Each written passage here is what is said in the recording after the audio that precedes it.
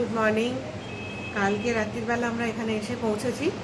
তো আমরা ডিসাইড করলাম, যদিও আগামীকালও আমরা রয়েছি এখানে, কিন্তু আমরা ডিসাইড করলাম যে আজকেই আমরা পুজো দিতে যাব। তো সেই জন্য রেডি হয়ে নিয়েছি। সকালবেলা এখন 6টা মতো বাজে। তো আমরা মন্দিরের জন্য রওনা হয়ে যাব। আর এই দেখুন, ব্যালকনি থেকে সমুদ্রের বিচ দেখা যাচ্ছে। যদিও মন্দির থেকে ঘুরে এসে নিয়ে যাব আপনাদের অবশ্যই। হোটেলের সামনে থেকেই অটোরিকশা পেয়ে গেলাম পুরীর মন্দিরে যাওয়ার জন্য।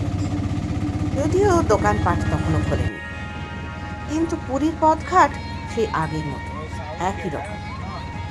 পুরী না আসলে কেন বাঙালির ভ্রমণ কাহিনী শেষই হয় না। মন্দিরে যাওয়ার জন্য অটো আপনি যে কোনো জায়গা থেকেই পেয়ে যাবেন, শুধু দরদাম করে নিয়ে উঠে পড়লেই হলো।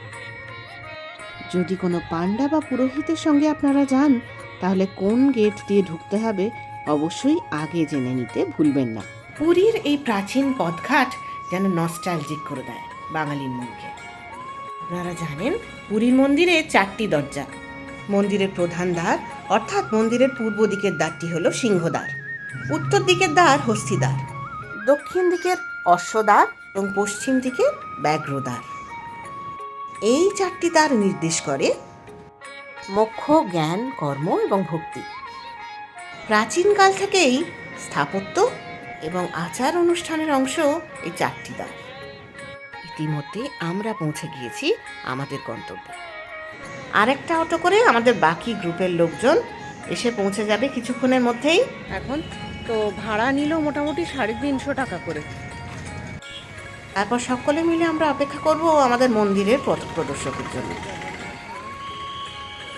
জগতের নাথ অর্থাৎ শ্রী জগন্নাথ দেবের দারু ব্রহ্মরূপ দর্শন করতে আমরা এসে পড়েছি পুরীর মন্দিরে।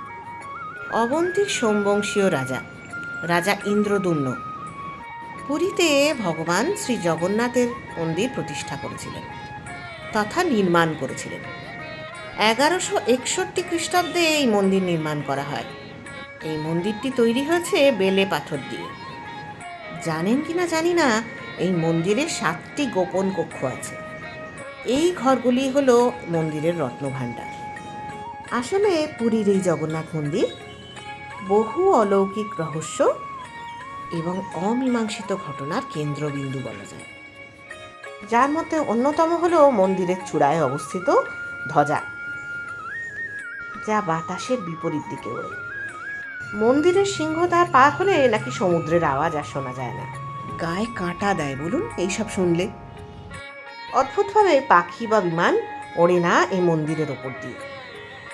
জগন্নাথ দেবের ভোগ রান্নার জন্য 7টি হাঁড়ি একের ওপর এক রেখে রান্না করার পদ্ধতি আমাদের সকলেরই জানা।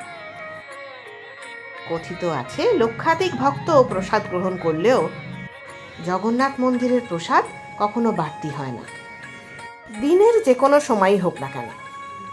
মূল মন্দিরের কোনো রকম ছায়া কোনোদিন মাটিতে পড়ে না বলে বিশ্বাস করা হয়।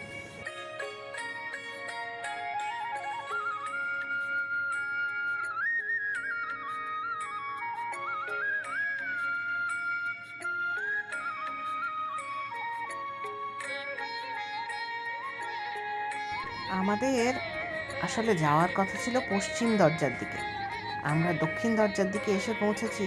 অতএব আমাদের পায়ে হেঁটে মন্দিরের এই ভেতরের রাস্তাটা দিয়ে আমাদের গন্তব্যে পৌঁছতে হবে।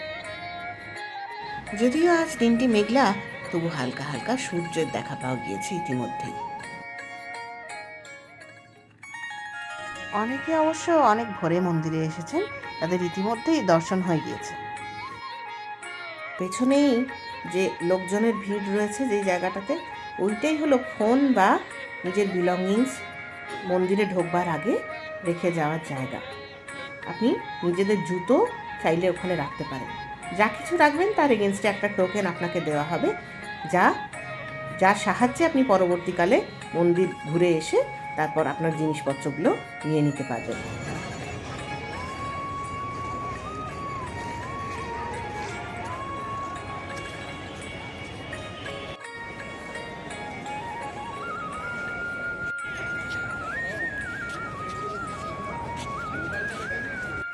আমাদের তো টোটো এসে যে গেটে নামিয়েছিল, আমাদের এখন পশ্চিম গেটের দিকে, কারণ আমাদের দুটো টোটো ছিল, একটা টোটো পশ্চিম গেটের দিকে নামিয়েছে, সেজন্য দক্ষিণ দ্বার থেকে আমাদের পশ্চিম দ্বারের দিকে আমরা হেঁটে এলাম। এই পেছনে যে রাস্তাটা দেখছেন সেখান দিয়ে ভেতর দিয়েই মন্দিরে। তো এখানেই এসছি, আমি বাকিদের জন্য ওয়েট করছি। তাদের সাথে দেখা হয়ে গেলেই সমস্ত ফোন ব্যাগ সব কিছু রেখে আমরা তারপর মন্দিরে ঢুকবো। এরপর ফোন জমা রেখে মন্দিরের ভেতরে ঢুকে গিয়েছিলাম আমরা। মন্দির থেকে বেরিয়ে এসে বাকিটা দেখাচ্ছি আপনাদের। 9:37 বাজে, আমাদের এক্ষুনি পুজো দেওয়া কমপ্লিট হলো। সমস্ত মন্দির, ভেতরে যত মন্দির আছে সমস্ত দর্শন করলাম, পুজো দিলাম বেশ ভালোভাবেই। যদিও একটু ভিড় ছিলই, কিন্তু একটু সকাল সকাল চলে এসেছিলাম বলে খুব ভালো দর্শন হয়েছে এবং খুব ভালো লেগেছে। বহু দিন বাদে, আমার তো বহু বছর বাদে আমি আসতে পারলাম শ্রী জগন্নাথ ধামে। ভিড় এড়াতে পুরী জগন্নাথ মন্দির যেতে পারেন সকাল 7টার আগে অথবা রাত্রি 9টার পর। প্রতিদিন বিকেল 3টের পর আনন্দবাজারে মহাপ্রসাদ পাওয়া যায়, আপনারা চাইলে সংগ্রহ করে নিতে পারেন। চলুন এবার হোটেলে ফেরার পালা। মন্দিরের সামনে থেকেই প্রচুর টোটো বা অটো পেয়ে যাবেন আপনারা। আমরাও দুটো টোটো নিয়ে হোটেলের দিকে রওনা দিলাম।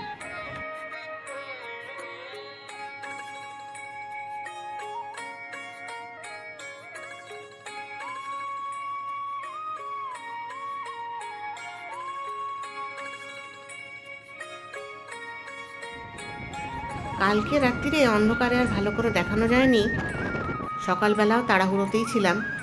সি বিচ বরাবর সারি দিয়ে ঝাউ গাছ লাগানো হয়েছে। তাতে যেটা হয়েছে সেটা হচ্ছে, আপাতত তো সমুদ্র দেখা যাচ্ছে, গাছগুলো ছোট আছে বলে। পরবর্তীকালে গাছ বড় হলে যে কোনো সি ফেসিং হোটেল থেকেও সমুদ্র যে কতটা দেখা যাবে সে বিষয়ে যথেষ্ট সন্দেহ আছে। তবে উপকূলীয় ভারসাম্য রক্ষার জন্য এই বৃক্ষরোপণ একটি জরুরি পদক্ষেপ। আমাদের হোটেলে চলে এসেছি ইতিমধ্যেই। এবারে আমরা ব্রেকফাস্ট করে নেব।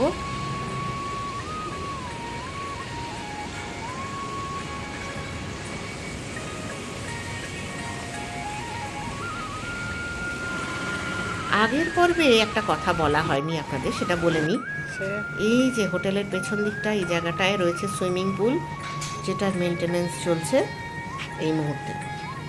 যখন হোটেল বুক করা হয়েছিল তখন উইথ সুইমিং পুল লেখা ছিল, কিন্তু পরবর্তীকালে এখানে এসে দেখি এরকম সিচুয়েশন। যাই হোক, সেটা অবশ্য কোনোভাবে এর প্রায়ের নোটিফিকেশন ছিল না আমাদের কাছে। এখানে রয়েছে মন্দির একটা, আমরা আসা অবধি মন্দির বন্ধ হয়ে গিয়েছিল অবশ্য। আমার ভিডিওগুলো যদি আপনাদের ভালো লাগে তাহলে অবশ্যই সাবস্ক্রাইব করে দিন দেবশ্রীস ট্রাভেল ডায়েরি এই ইউটিউব চ্যানেলে। আর আমার ভিডিওটা সকলের সাথে শেয়ার করে নিতে ভুলবেন না যেন। দেখা হবে আগামী পর্বে। সকলে ভালো থাকবেন আর অতি অবশ্যই সঙ্গে রাখবেন দেবশ্রীস ট্রাভেল ডায়েরি।